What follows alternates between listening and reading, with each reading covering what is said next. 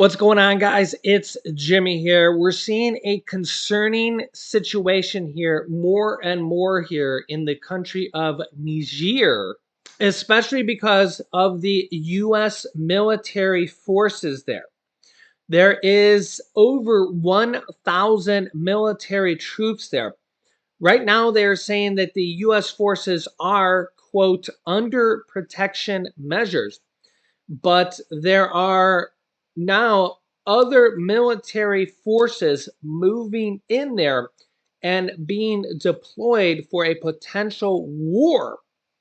And this is going to probably escalate as the coup that captured the previous president there in the country um, has not been released and has not been restored to power.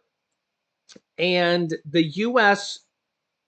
will be probably caught in the middle of this. And what will happen is going to be, who knows.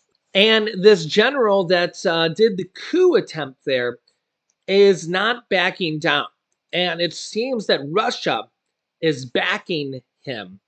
Um, it's really a tough situation here because they're going to have to go in there militarily and probably take this guy out, and he could kill the ex-president there. The Pentagon is saying that the U.S. military operations there in Africa, that it has been instituting measures to safeguard personnel stationed in the country of Niger, as a coalition of West African nations are announcing troops have been activated and are moving in to restore the constitutional order in the country and to restore this president who may or may not make it out alive.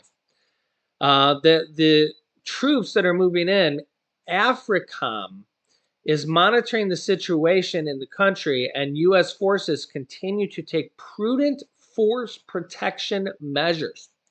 A spokesperson for U.S. Africa Command said. The remarks came after the Economic Coalition of West African States, ECOWAS, announced during an emergency summit the activation of multinational standby forces in response to the Nigerian Major General who refused to cede power back to the president. Quote, the United States appreciates the determination of ECOWAS to explore all options for the peaceful resolution of the crisis. Democracy is the best foundation for development, social cohesion, and the stability in the country of Niger. We stand with the Nigerian people in working towards these goals. With respect to President Bazoum, we are greatly worried about his health and his personal safety and the personal safety of his family. In all of the conversations Secretary Blinken has had with President Bazoum, inquiring about his safety has been one of the first things he's brought up.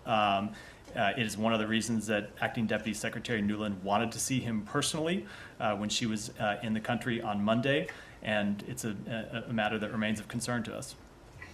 Thank you. Can I just pursue that briefly? You say they're greatly worried about his condition. Is there something new that has developed that makes you think that either his conversation with the secretary or other information? I don't want to give specific details from the conversation, but obviously he's been there for a number of weeks now.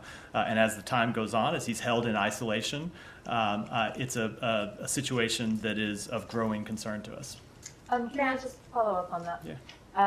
We actually do have his party saying Bazoum and his family were being detained under cruel and inhumane conditions with no running water, no electricity, no access to fresh goods.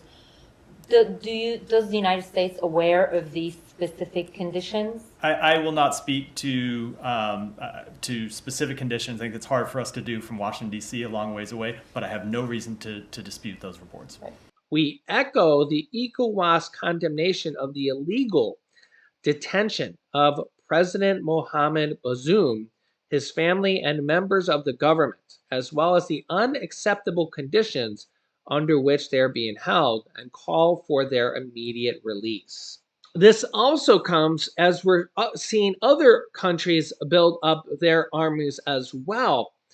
North Korean President Kim Jong-un is building us his army, calling for war preparations and war preparations potentially against the United States.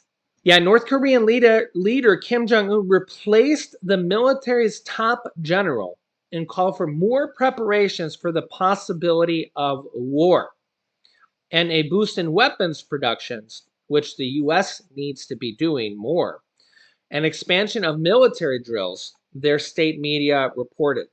Kim made the comments at a meeting of the Central Military Commissions, which discussed plans for countermeasures to deter North Korea's enemies, which it did not name, but is really the United States is probably enemy number one.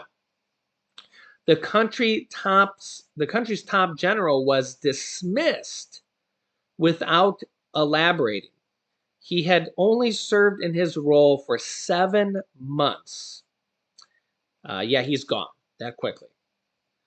He was replaced with a new general who previously served as the country's defense minister, as well as top commander of conventional troops. Ri also previously served as the Army Chief of Staff when he was replaced in 2016.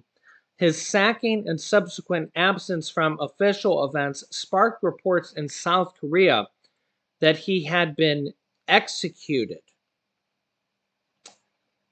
Okay, then. Yeah, so apparently if you're not up to standards there in South Korea, or I'm sorry, in North Korea, you will just potentially be executed. Yeah, so you can let me know your thoughts on that. Wow. Kim also set the target for expansion of weapons production capacity without providing details. Last week, he visited weapons factories where he called for more missile engines, artillery, and other weapons to be built. Yeah, so we're seeing, North Korea starting to build up their army as well as China, and this is cause for concern as we're seeing coup attempts here in both Russia and now in Africa. And, we really don't know what happened with the coup attempt there in Russia with the Wagner Group, whether that was staged or whether it was real. You can let me know down below in the comments or what else might come of that. The Wagner Group is supporting the coup attempt in Africa. But nonetheless, the U.S. And NATO needs to be prepared for what might come. Let me know your thoughts here in the comments. I'll keep you up to date here with everything happening here on a daily basis. If you haven't yet, make sure to subscribe down below, click the bell icon, and I'll keep you up to date here. Thanks for liking and sharing these videos. Click here to see 99% of people have no idea what is happening. Or click here to see Putin's new move. Absolutely shocking. Click on one of those videos next. Thanks for watching, guys, and I'll see you in the next video.